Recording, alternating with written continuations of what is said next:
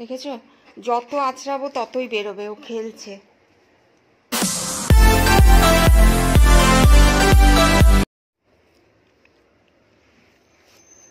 এদিকে ব্রাশ করিয়ে দিচ্ছি আর প্রচণ্ডভাবে লোম বেরোচ্ছে। এই সিজনটাতে লোম ওঠে ওদের গায়ের থেকে।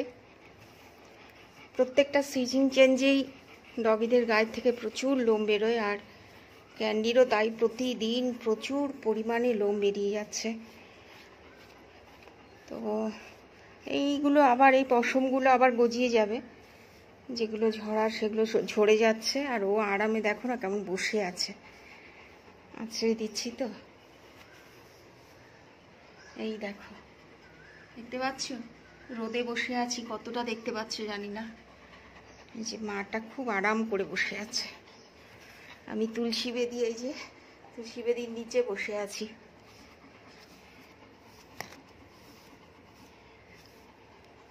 একবার সকালের দিকে আর একবার সেকেন্ড হাফে ওর ব্রাশ করিয়ে দিই, তা না তো সারা ঘরে না একদম ভরে যায় লোমে।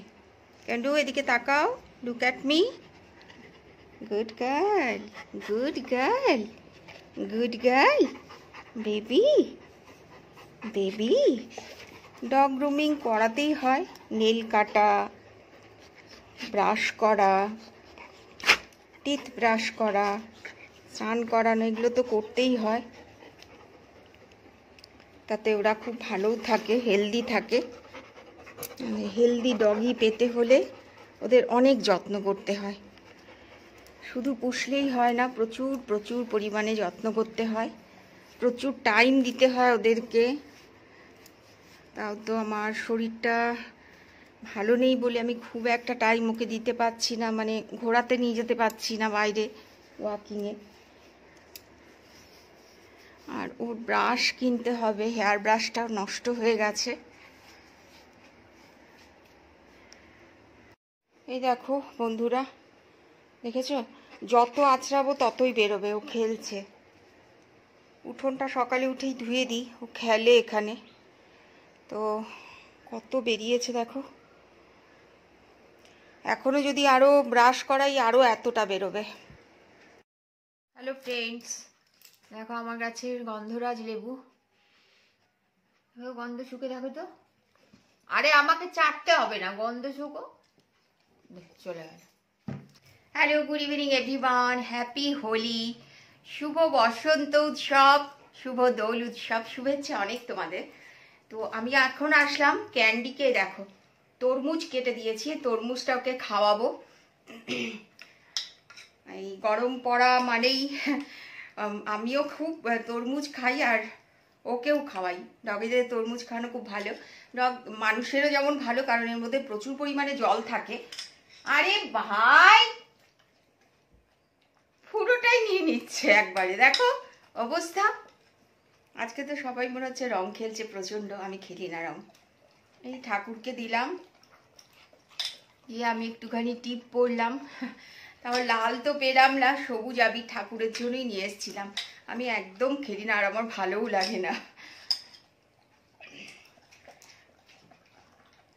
তরমুজের মধ্যে প্রচুর জল থাকে তো খাওয়ানোটা খুব বেশি ভালো। আমাকে দেখে কি হবে, ওকেই দেখো। ওকে জামা কাপড় পরাবো সন্ধ্যাবেলায়, তোমাদের সাথে শেয়ার করব। আমি আর গেলামও না চেঞ্জ করার জন্য। আজকে তো মানডে, আজকে তো বন্ধই থাকবে আজকে মার্কেট।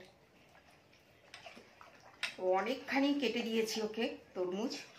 কিরকম জল বেরোচ্ছে দেখা যাচ্ছে, এই দেখো অনেকটা জল, ভেতর থেকে পুরো রসটা বেরোচ্ছে।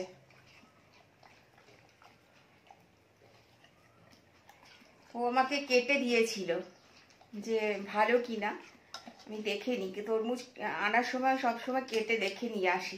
বেশ মিষ্টি ছিল তরমুজটা। জিমি খাবে না, ও তো মুখ ঘুরিয়ে নেবে। এখানে যা খেলছে আবির পাশের বাড়িতে, ও মাই গড, বাপরে বাপ, আমার তো দেখে কেমন যেন ভয় লাগছে, এত আবির খেলছে।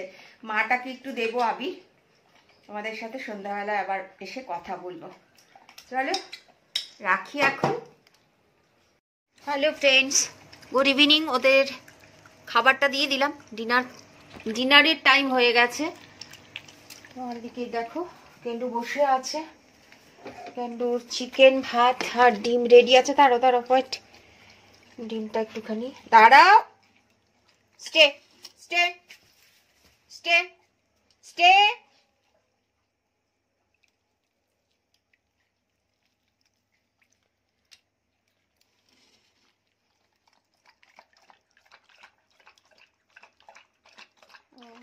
তরমুজ খাওয়ার পরে বিস্কিট দিলাম ওদেরকে, শ্যুট করা হয়নি।